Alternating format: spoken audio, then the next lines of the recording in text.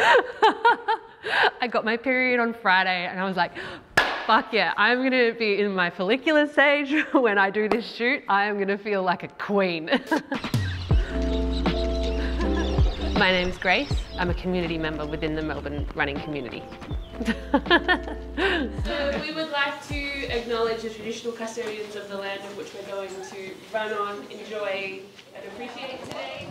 A lot of people kind of just like, they don't get running, they don't get it. People who don't run don't get it. It's not just a run.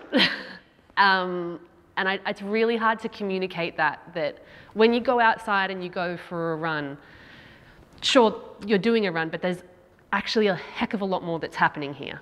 And I think if I had have gone back, even like right back to like when I was 12 years old and just said, move your body, like get out there and be comfortable and learn how to move again and appreciate it for what it is and do hard things and don't be afraid, that it would have had such a huge impact. We grew up in a rural community that had about 120 people in it. So there wasn't a lot of construct for sport because sport is such a big part of a rural community within Australia. Like it is, and in a lot of cases, it's a real glue that keeps everyone together. And I think I didn't see myself as being particularly sporty. And I think there was a bit of shame around that.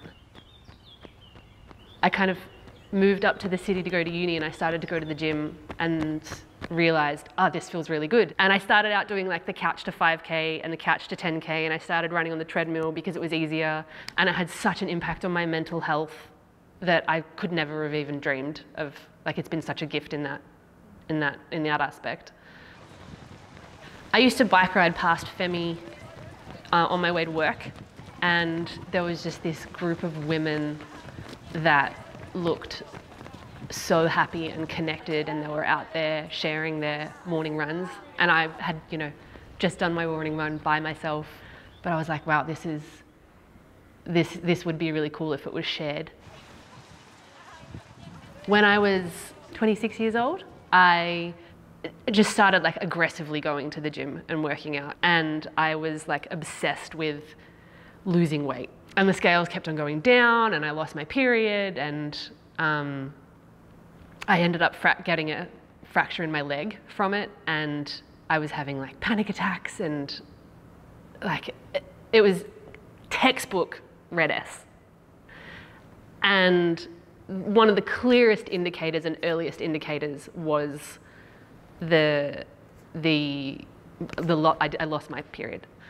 I think that I went to medical professionals when I fractured my leg and they didn't ask any questions about anything else.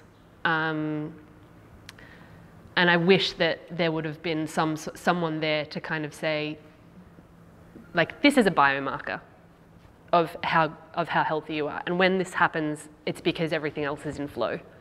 As a woman, we're designed to be more suited to some things in our luteal phase and then be more suited to some things in our follicular phase. And so, like you've got your different hormones levels, you've got how they impact your nutrition and your sleep and your performance.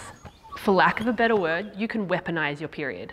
Like it's your superpower and you can make it work for you.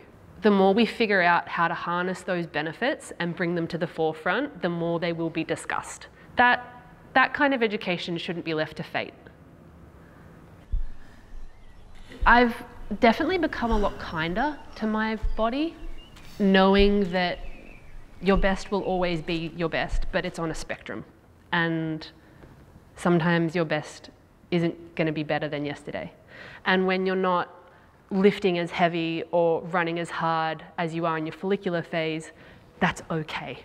Because otherwise we would still be just flailing blindly, trying to like smash ourselves and then getting angry and upset when our bodies aren't performing like they should be, when they are performing as they should be. They're doing exactly what they're designed to do. As a 31-year-old, I'm starting to accept that it's what your body can do that matters. And that's really hard to, that's just a journey, right? everyone goes through that. Something that helps me love my body a lot more is through learning about it.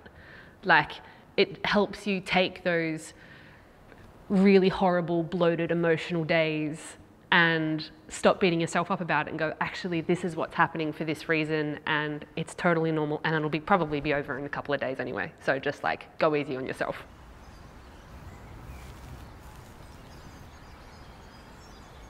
Last year I got injured and I couldn't move in the way that I wanted to move, and I felt like I was running marathons and doing things physically, but I still didn't look the way that I thought someone who could do those things was meant to look. Oh my God, like this is the body that I'm going to be in for the rest of my life.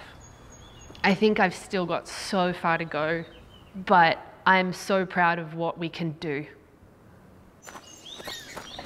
In my running journey, I have reaped the benefits that this community and this sport has given me. If I think back to when I was a kid and how could I have been influenced by another woman to participate, I think it would have just been seeing more people doing the things that I wanted to do.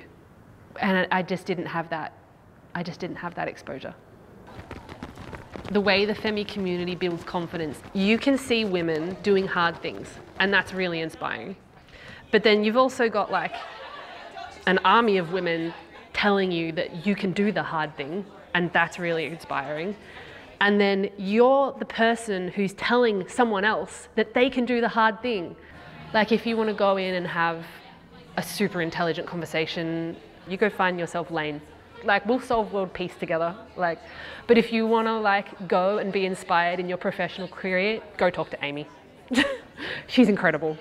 And if you need like some life coaching and a little bit of empathy, Danny's got your back.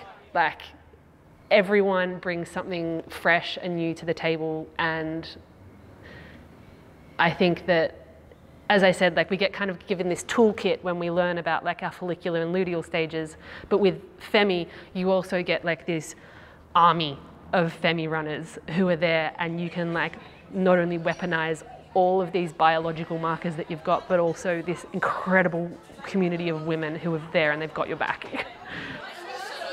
Not only do you need like help from other women to support you and help guide you and teach you along the way, but it also makes that process way better and more enjoyable.